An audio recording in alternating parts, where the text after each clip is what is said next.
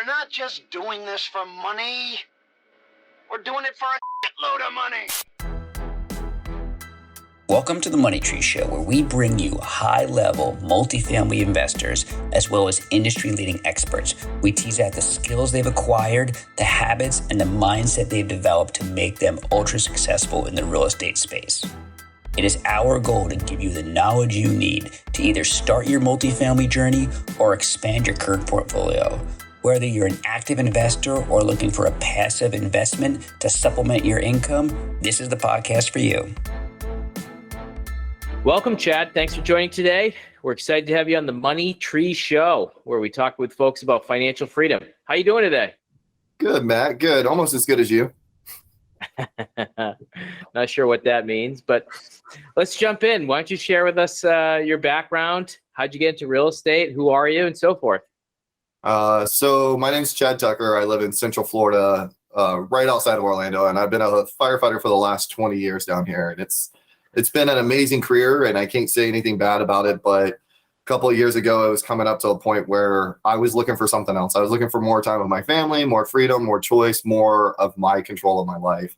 And like everyone else, you get on Bigger Pockets, podcasts, whatever else you can, and just digest everything.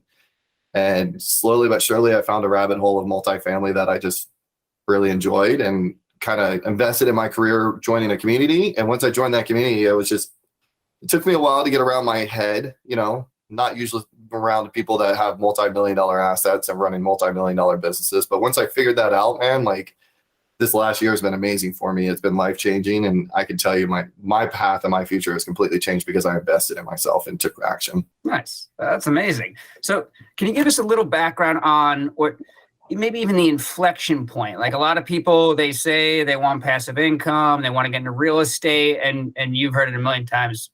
Unfortunately, they stall. Was there an inflection point where you decided, all right, this is something I really need to do? And can you explain your mindset on that? Yeah, so it was probably about 4 or 5 years ago. I was up for a promotion that I wanted. Like at the time I tested very well, but I was working 6-7 days a week between teaching and overtime and everything. And I never wanted to be a firefighter. I hated it because my dad chose to work all the overtime instead of be a father. At that point in my life, I was a dad with 4 kids. We had really small kids at the time, and my oldest was, I think, 5. And it was really an inflection point for me seeing my babies at the time and going, I don't remember that with my daughter, Charlie. And my wife's like, well, you were working. I was like, no. I come home at night. And she's like, yeah, but you would be exhausted. And it really hit me like, oh, man, like I am going down those same steps. So I took a deep look and I reflected, and it made me think, okay, what do I want to do? So I cut all the overtime out and I cut all of the teaching out. It was painful because I enjoy it, but it was the best decision because it gave me that time back with my family I'll never get. And then I wanted more. And so then I went down the road of multifamily and investing. And I mean, honestly, I've invested a lot into my properties and my partnerships and time and networking. And I've seen zero over the last 2 years back in returns. I mean, I've gotten a little bit here and there, but like considering what I put out, nothing. But it's because I'm building that to a critical point that allows me to walk away from this job and have that full time. That's awesome. So for folks at home in the audience, I mean, this is a guy who's working full time as a firefighter that's been able to build up a portfolio for himself. Chad, jump in, tell the audience, where is your portfolio? How many doors do you have? What's your goals for 2023 in terms of what do you want to buy this year? What are you looking for, and so forth? Yeah, so last December, I got into contract with my first property after a year of joining and educating and kind of just stumbling around. It's a 16-unit in Gainesville, Florida. I'm in Orlando, Florida.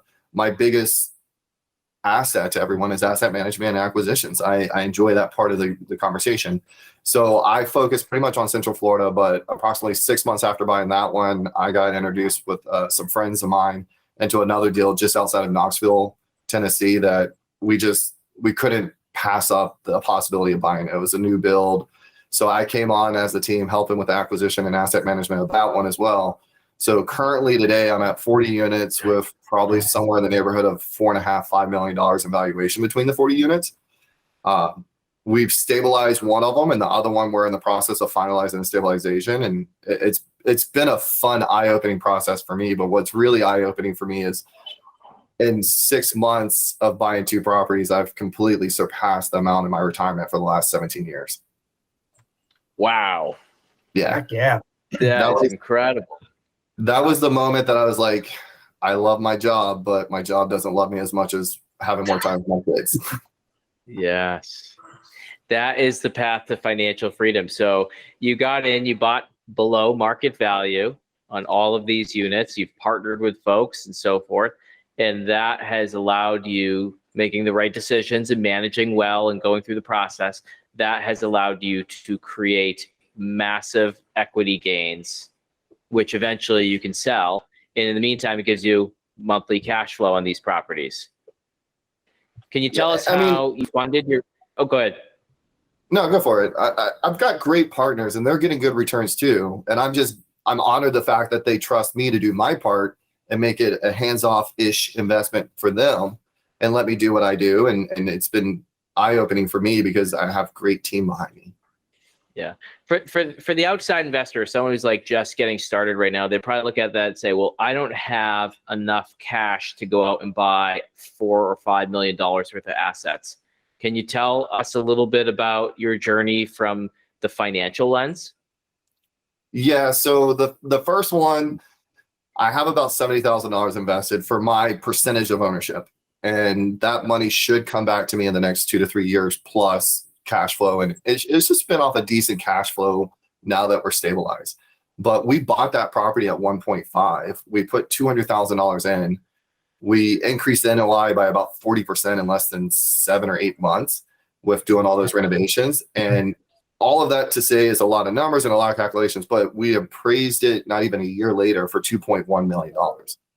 So it was massive equity grown by doing the right things. But we bought at market for what it was. It was an underperforming asset by an absentee owner he did the best he could for what he had and he bought it a long time, but we were able to come in and take it to the next level. And we're doing the same thing with our second property. We bought it at a fair price to the seller, but now we're taking it to the next level.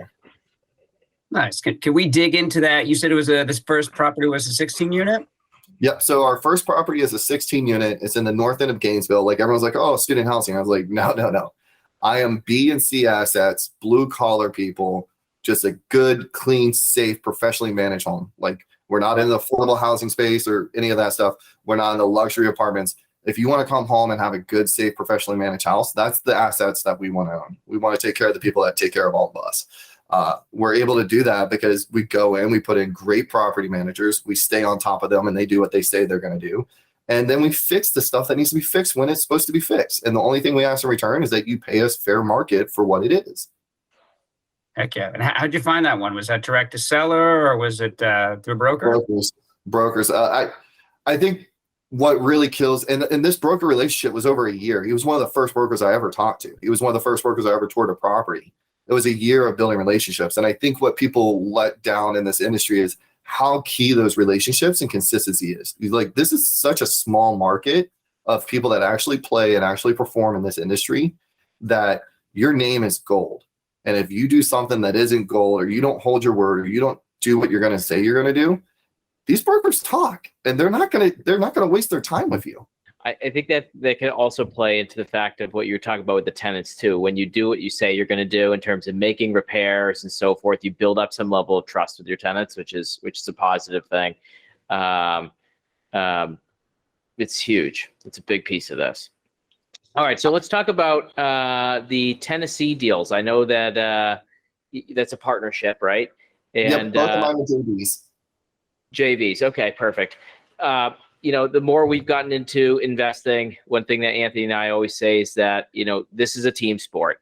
The only way if you want to do it at scale, the only way to do it is through creating partnerships, whether it be a JV, a syndication, whether it just be you and one other person as a partnership. It's certainly many ways to do it. But what are the things that you're looking for in a partner? When you go out and someone brings you a deal, are you looking at the deal? Are you looking at the person? A bit of both? Share more there. I look more at the person, right? Like I was an Eagle Scout, I'm a firefighter, like your word, your bond kind of stuff. Like that's really deep with me. So I've turned down opportunities with people that I just don't feel we align. I have enough work in my life with my kids and my wife and everything to add other stressors. I've seen many deals go south because of bad relationships.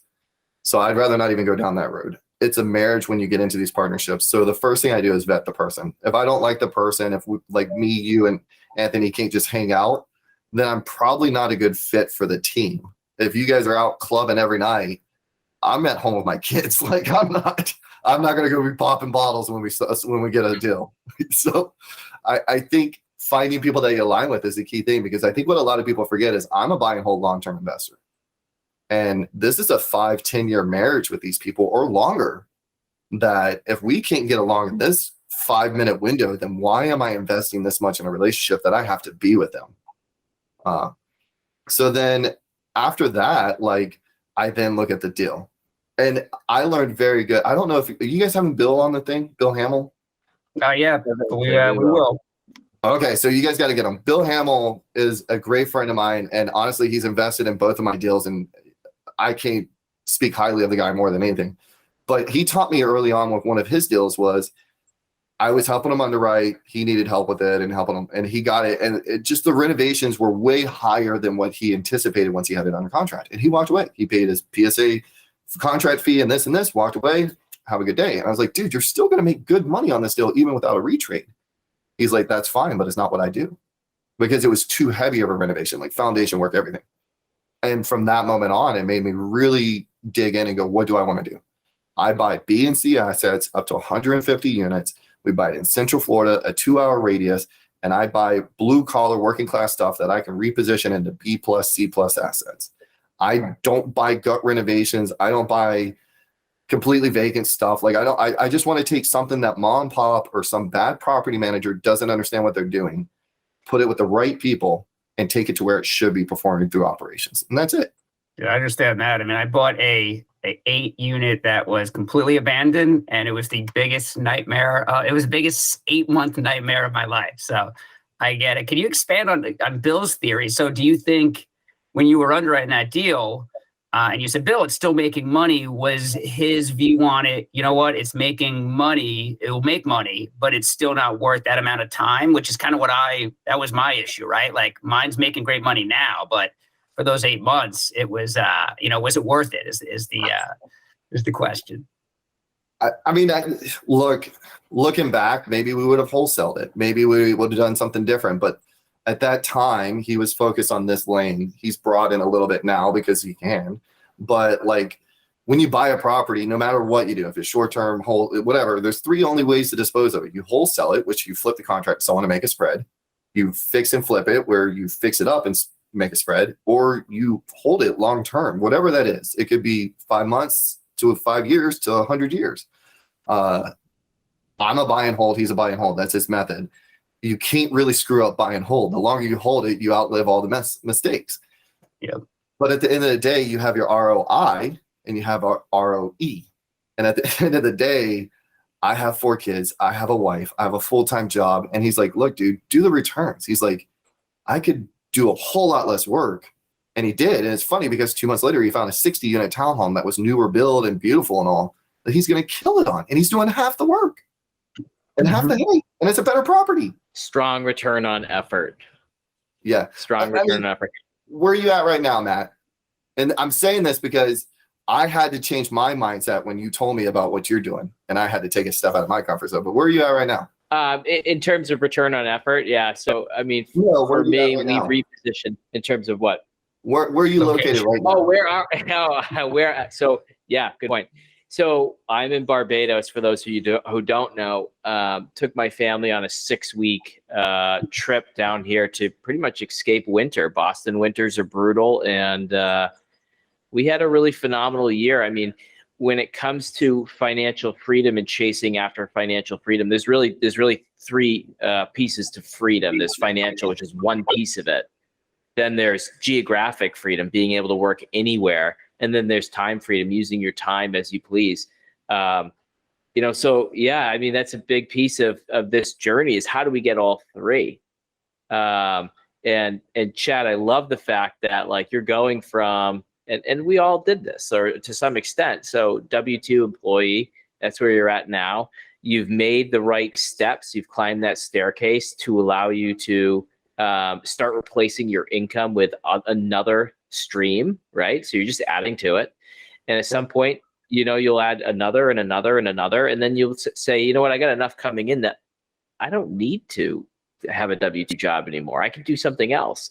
Or I could do something that maybe pays me more by doing something, or doing something less that's more meaningful, right? It gives you so much flexibility and freedom to kind of figure out how you want to use your time. I think the scary thing with that is, what do you do with your time? Like, my mission and values, I've really simmered on for the last, and the old me was like, okay, I'm just going to go do my W-2 pension this. But like the new me's like, there's a lot more I can do, and I'm the only limit in that. Yeah. The idea, I think when you find what you're passionate about and you start stepping into that, the idea of this like retirement thing, it's like, why would I retire? I enjoy what I do. I have fun. Why would I find it thrilling? Why would I want to step away?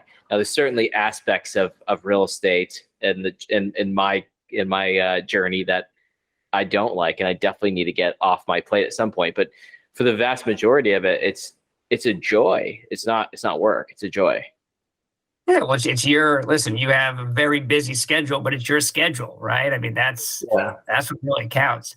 I mean, Chad, I've noticed this because I'm still a W-2er as well. Have you noticed that like the more you get into real estate, the more you kind of not enjoy your job, but when you kind of see the light at the end of the tunnel and the money you make from the job can go into a deal, do you see it kind of almost being a full circle where it's helped you, I don't know if the word's enjoy, but maybe tolerate, however you want to say it, but has it helped your day-to-day or not so much? Yeah, I mean, I think what it's done is gave me clarity, right? Like, yeah. I think a lot of us, especially blue collar, like for me, it's like a fraternity, the fire service. Like, I was never going to leave. I was going to do my 30. I would probably be a battalion chief right now. I mean, don't get me wrong. I got a great job still, and I love it. And I love my crew, and I'm going to miss the hell out of it when I leave. I mean, I might have to buy a fire truck when I leave just to feel good about myself. But I just look at it and go, man, it's been a great process. Like, I make great money compared to a lot of people. I work 1 day on, 2 days off. When Matt called me earlier, I was held over on a call. So like, I don't have complete control over my time. And that's the sad thing, man. Like I was mandatory today for 6 hours, so I wasn't going to get home till 1:30. Well, that completely throws off, and I don't have a choice in that. Right. So I would just like to have choice in my life and what I want to do and how much I can make and how much, because I've realized it's up to me now. Like I was so used to, I'm going to make $20-something an hour and I'm excited and thank you for my pension. And don't get me wrong, there's nothing wrong with that lifestyle. I just came to a point in my life where I chose more. There's people that make $20,000, $30,000 a year, bust their butt, do what they do, and they love it, and they come home and they live the life they are, and there's nothing wrong with that. And then there's people that live a different lifestyle, and there's nothing wrong with that. It's just be happy with your journey. Yeah, and we're all in this for a season of time, right? And so maybe that season is coming to an end at some point if you wanted to or not, and you can move on to that next season and enjoy that more fully. When we think about what we talked about earlier with the freedom pieces, geographic, time, and financial. I mean, you may achieve one before the other. Time might be the last one you achieve. It might be financial first, and then it's geographic. You can live, wherever you want, but you're still tied down from a time perspective. Think about your 9-to-5er that works over the internet. They still have to work 9 to 5, regardless of whether they're, in Florida or in Chicago, right? But yeah, I mean, I think that, to your point, you're making active progress towards your goals. So let me ask you this, Chad. Obviously, you've been highly successful. You got 40 units in Florida and Tennessee spread across. Success leaves clues, right? We see folks that are highly successful day in and day out, and they all seem to exhibit some of the same characteristics over and over again. So tell us, what are some of your regular habits or routines, whether it's your daily or your weekly? Share more. I mean, I think one of the biggest things that helped me, and to be honest, that year that it took for me to get my first deal could have been condensed very greatly, but it was me. Like, I'm looking at a $1.5 million deal going, I don't deserve this, or I can't do this, or these gremlins or whatever. So the first thing is don't answer for other people and don't put yourself like down. Like give yourself options and everything's available to you. The only thing stopping me from going higher or this is whatever gremlins are in my head I've come to terms with. So taking care of myself was one of the hardest things I had to do because I love taking care of people, obviously, with my job. Like I like putting other people first, my kids, my wife, this and that, and I'm going to do this. And honestly, like I try and meditate, as weird as that is to me, but 6-7 months ago, like I just committed and it's going to be part of my life. Another thing is I overanalyzed everything at the beginning. Like I can't do this, or what if this? And I've always answered for worst case because in my job, I squash the worst case scenarios and I try and make it the best case. But unfortunately, I learned at the end of the day that some of it's in the good guy upstairs hands and is out of my control. And all I can do is do the best I can and work with it. And honestly, even the stuff that's gone wrong, I've enjoyed the journey. Like I've had crappy tenants. I've had people destroy our stuff. I've had property managers not doing what they do. And I got to have the uncomfortable conversation of, do we give a notice to quit or are we going to fix this and be very stern with it? But I've enjoyed every part of it because I know it's just part of the job. Like no one enjoys their job 100%, but I enjoy the other stuff. So I would say make sure you take time for yourself. And then the other thing that has really helped me was education and taking action. Like I don't always want to do stuff, right? Like I don't always want to call a broker. But I know what I need to do. It's very key and basic. I need to find deals, and that's mainly through brokers. So I call brokers. I need to underwrite those deals and I need to write offers. And if I'm not writing enough offers, I'm not calling enough people or underwriting enough deals, and I'm not doing that. So I can just easily funnel like where I need to do more effort. And do you kind of, I guess, wing it, maybe be the word, or do you have specific parameters? Like, do you have, like, how do you know if at the end of a week it was a good, productive real estate week, or how do you know if you maybe slacked a little bit and have to pick up the pace? Do you have some metrics on that, or? No, because it's just me. Like Acorn Capital is me. It's me, my wife, my kids. So the first most important thing to me is my wife and kids. So I've turned down opportunities to talk to people or go to events because my daughter has a scout meeting, or I've turned down because if I can't do it now when I'm making this much, how am I going to do it when I'm making a lot more? So I put those barriers in place. But then at the same time, some of the stuff's just out of your control, right? Like you can't control. I talked to someone and we were talking, he's like, all right, I want to underwrite 5 deals a week and I'm going to write 1 or 2 offers a week. And I was like, that's cool, man. But what happens if you can't find 5 deals, or if you find 10 deals, but none of them work for you?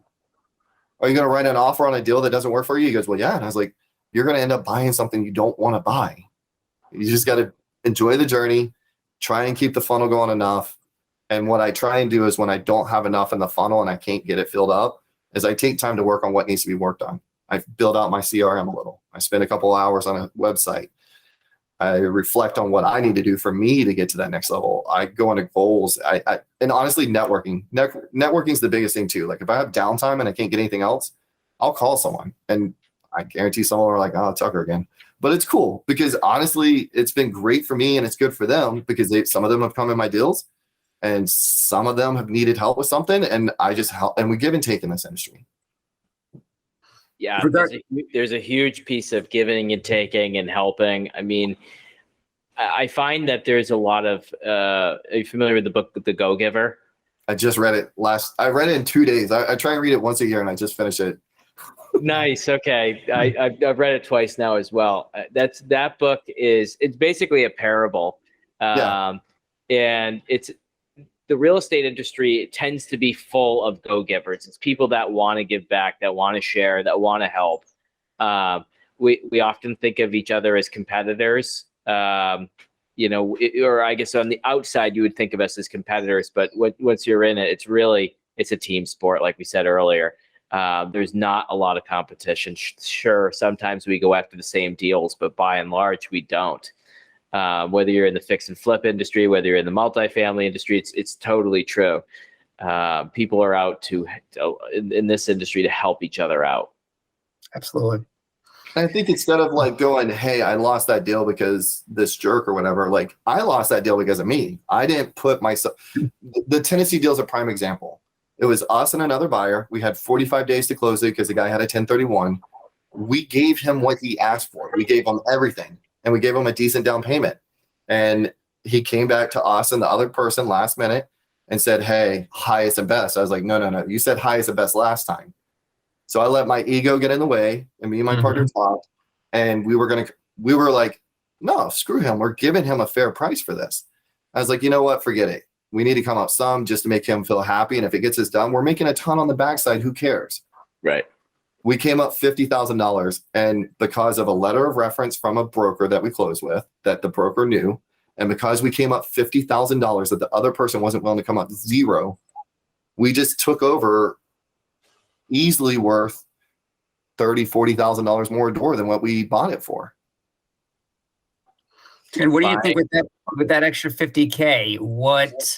How did that affect the deal? Like, just it might return maybe like 0.05 on the IRR. Like especially if you're going to hold it long term, $50,000 over 24 units. That's like $2,000 more a door. Like I can make that up. Like honestly, right now I'm looking at a renewal today, talking to the manager. She wanted me to come down.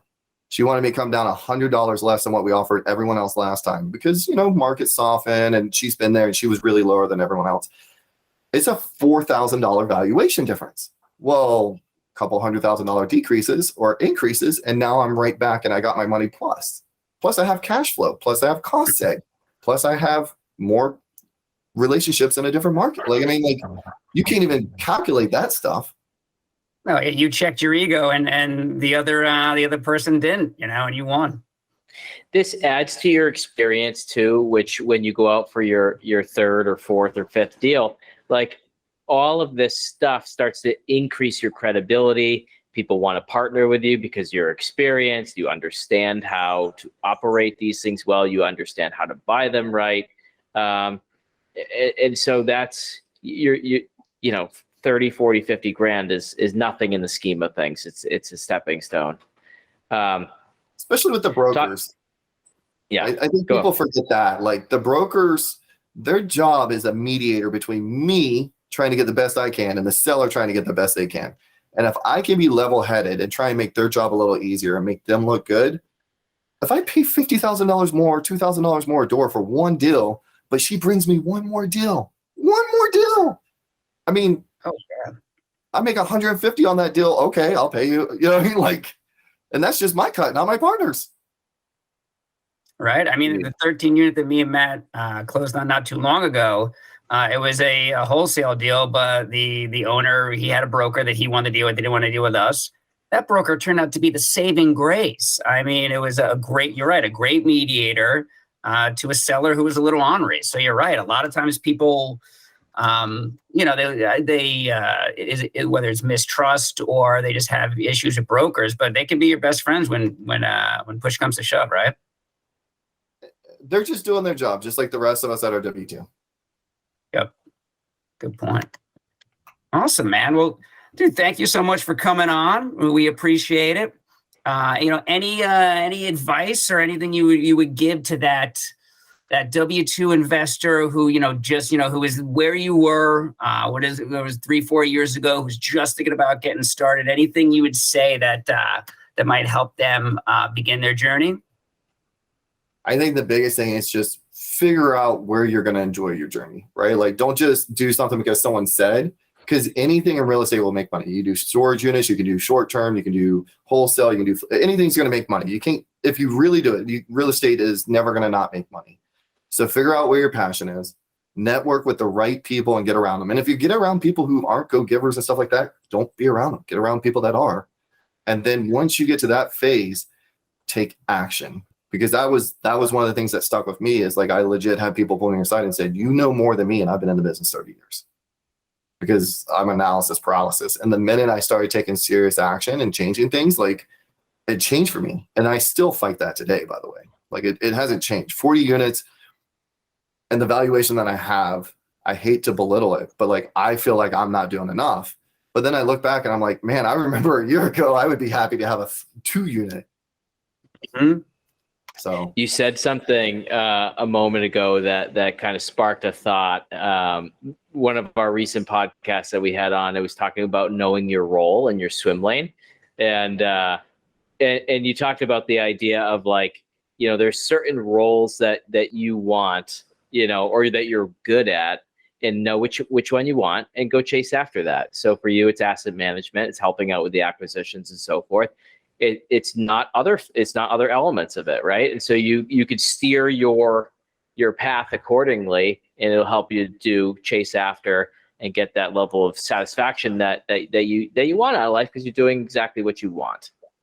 Jake Stanciano says it the best, man, is clarity is key to all this. And I'd rather be a mile deep and an inch wide than be an inch deep and a mile wide. So for me, once I got that clarity on what I buy, like I was saying no. And I felt like, oh my God, I'm saying no a lot. I'm turning down opportunity, but it doesn't matter. It's not my opportunity. It's someone else's opportunity. My opportunity will come when it's my time. All right. So can you share with our audience a real estate book that has been beneficial in your journey?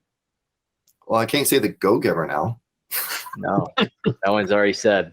You can. You can say another one. I think if you like the parable books, there's two that I really enjoyed. One of them resonated with me at the right time, was called The Wealthy Gardener, because that's where my company, the Acorn Capital, comes from.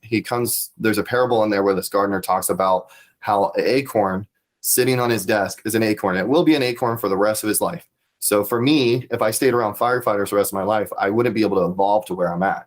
So I got around the right people, and I planted my acorn in the right environment.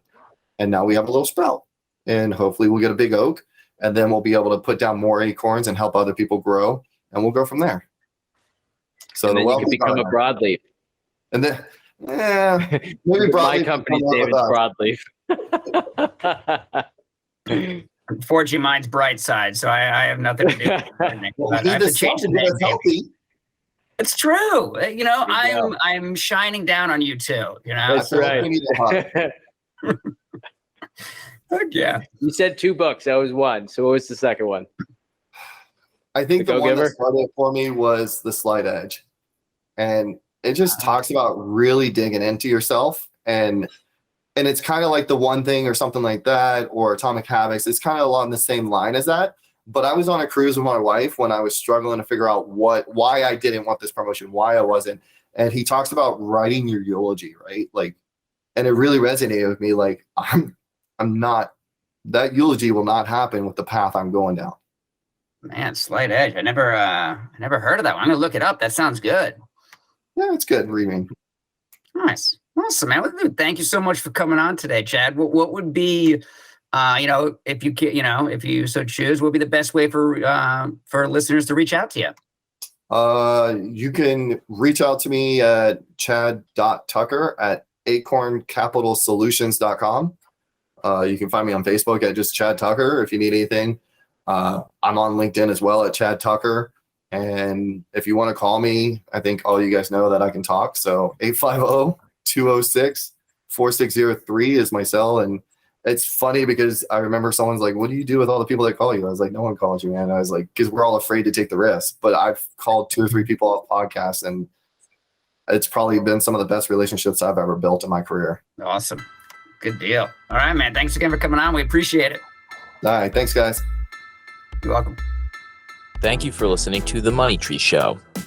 We hope to inspire you to achieve financial freedom. To see a sample real estate deal, head over to www.themoneytreeshow.com.